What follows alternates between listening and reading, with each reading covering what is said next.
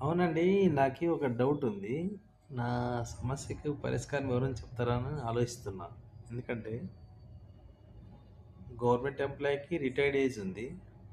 ఓటర్‌కి 18 సంవత్సరాలు నిండిన వారే ఉండాలి. అదేవిధంగా ఒక్కొక్క దానికి ఒక లిమిట్ పెట్టిర్రు. ఒక పరిమితి పెట్టారు. కానీ రాజకీయ నాయకులకి ఒక ఏజ్ అంటూ లేదు. ఎక్కడైనా పోటీ చేసుకోవచ్చు. ఏ స్టేట్ అయినా పోటీ చేసుకోవచ్చు. సెంట్రల్‌లో పోటీ చేసుకోవచ్చు. పంచాయతీ లెవెల్‌లో పోటీ చేసుకోవచ్చు.